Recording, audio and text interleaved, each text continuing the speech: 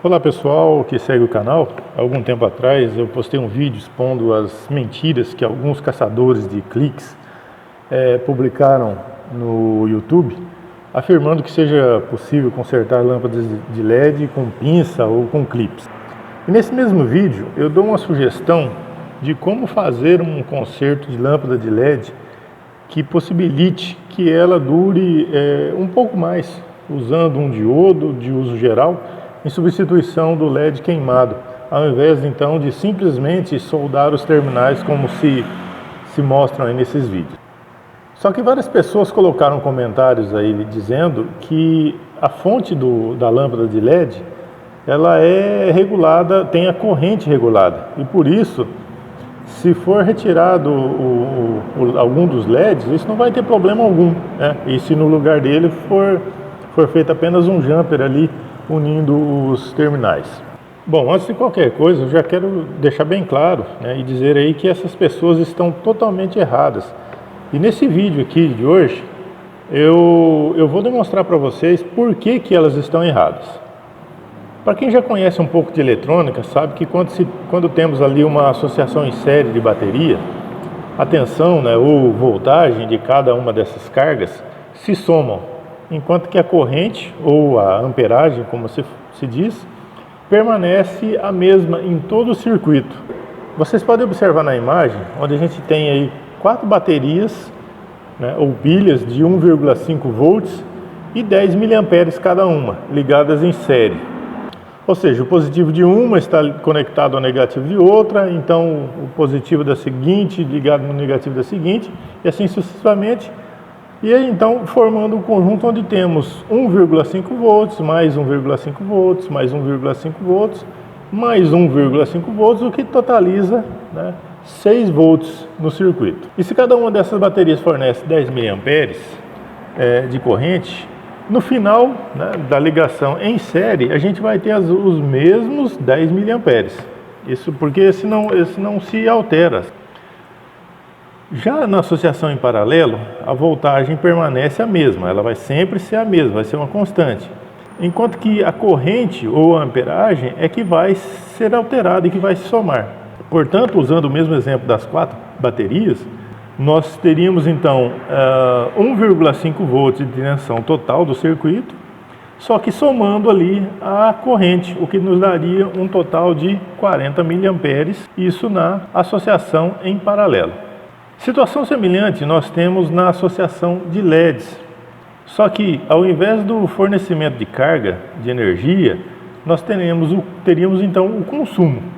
Portanto, se tivermos, por exemplo, uma fonte de energia de 60 volts e 20 miliamperes de corrente contínua, e considerando que cada LED necessita de 3 volts e 20 miliamperes para se iluminar, conseguiríamos alimentar o circuito com 20 LEDs ligadas em série com os mesmos 20 miliamperes em todo o circuito, porque esse não precisaria se alterar.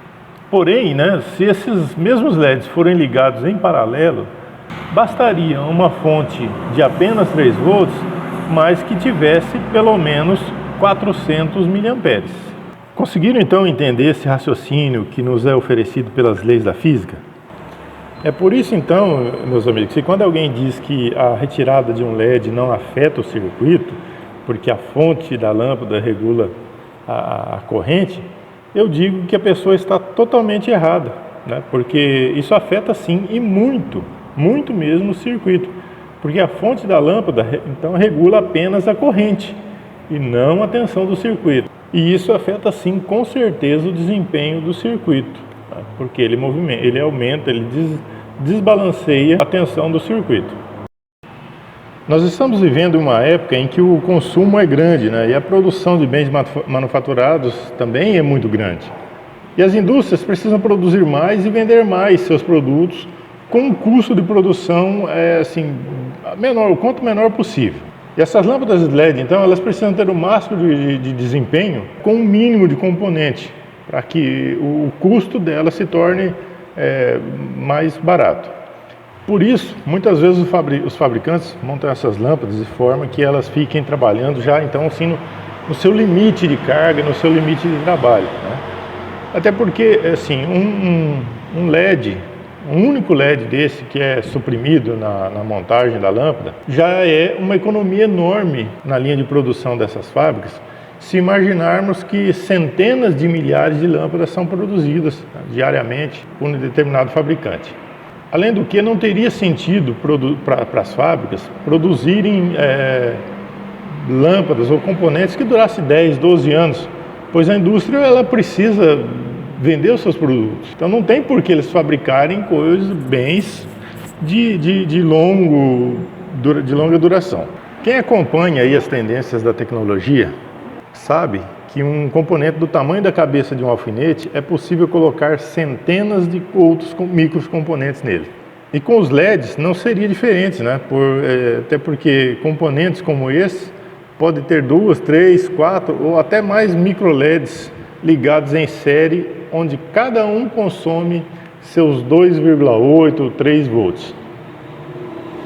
Portanto, em um circuito que tenha 15 LEDs, como este aqui, ele pode ter, na verdade, 45 ou 60 micro LEDs dentro dele, que demandariam, então, uma alimentação de pelo menos 126 volts. Agora, vamos imaginar um circuito alimentado por 60 volts, que contenha 10 LEDs, com 3 micro LEDs cada um. Então, pela lógica aí, teríamos 30 micro LEDs no circuito.